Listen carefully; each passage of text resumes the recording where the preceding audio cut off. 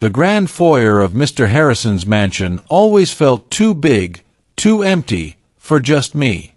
I was Maria, the maid, and my world was a tiny apartment across town, filled with the laughter of my daughter, Lily. Here, my days were a blur of polishing antique furniture and scrubbing floors that gleamed like mirrors. It was a good job, paid well enough, but it was just a job. Until Lily started coming with me after school. Mr. Harrison was a busy man, a titan of industry.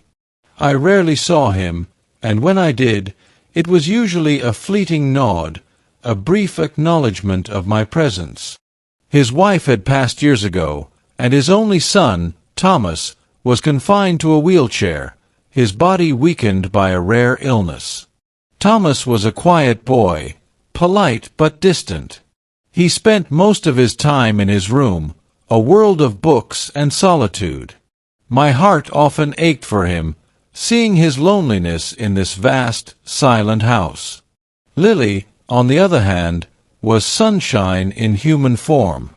When she first started joining me, I was worried she'd be overwhelmed, intimidated by the grandeur. But Lily was fearless, and her curiosity was boundless. One afternoon, while I was dusting in the study, I heard a soft giggle coming from Thomas's room. My heart jumped. Thomas rarely giggled. I peeked in, ready to scold Lily for disturbing him, but what I saw stopped me cold. Lily was sitting on the plush rug, a picture book open on her lap.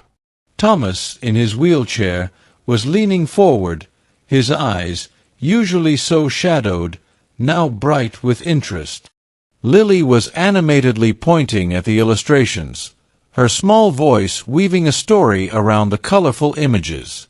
She was telling him about a brave knight and a wise dragon, her hands moving as if she were conducting an orchestra. Thomas, usually so stiff, was relaxed, a faint smile playing on his lips. It became their ritual. Every day after school, Lily would seek out Thomas. She'd bring her own books, tell him about her day, draw him pictures. She'd push his wheelchair through the rose garden, pointing out the different blooms, making up elaborate stories about garden fairies.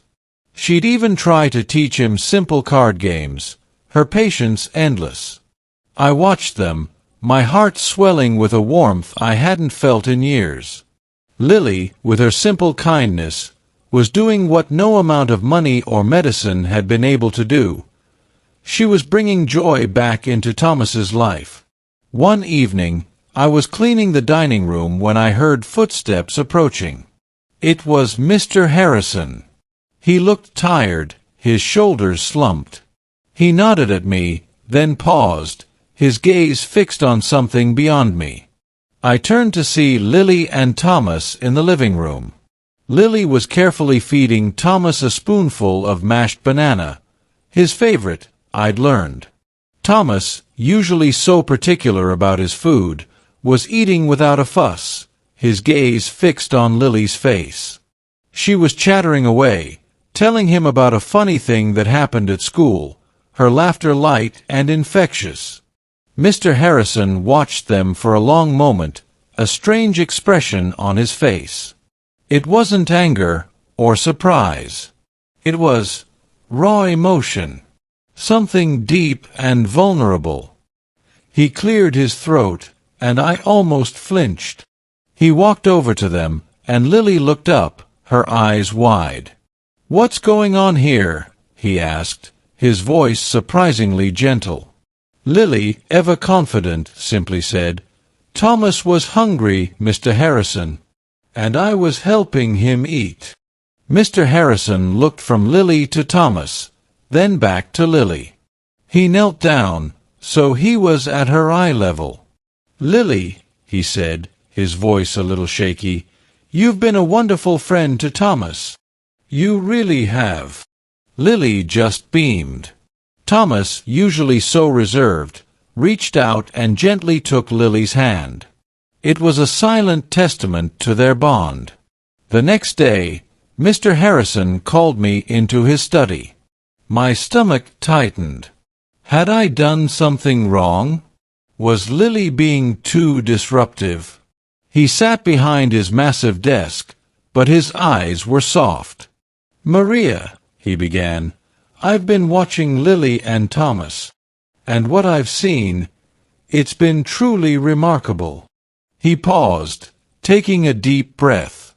"Thomas, he hasn't been this happy in years.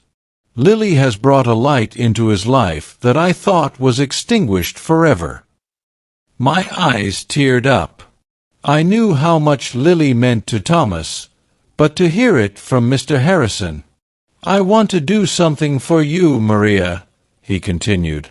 "For both of you." My heart hammered. I had no idea what he meant. "I want to offer you a new position," he said, his voice firm but kind. "A managerial role, overseeing the household staff. And with that, a significant raise. But more importantly, I want to offer Lily something too." He pushed a thick envelope across the desk. Inside, I saw papers from a prestigious private school. And a trust fund. "I want to ensure Lily has the best education, the best opportunities," he explained. "And I want her to always be a part of Thomas's life. As his friend. His companion." I was speechless. My hands trembled as I picked up the papers. It was more than I could have ever dreamed of. It was a chance for Lily to have a future I could only have wished for her. It was a recognition of her pure, selfless kindness. That day, our lives truly changed forever. I became the household manager, and Lily, with her bright mind and even brighter spirit, went to a school that opened up a world of possibilities for her. But the most precious gift wasn't the money or the new status. It was the enduring friendship between a lonely boy and a compassionate girl, forged in the quiet moments of a grand house, and recognized by a man who finally saw the true value of human connection. Lily continued to be Thomas's sunshine, and in doing so, she illuminated our lives too.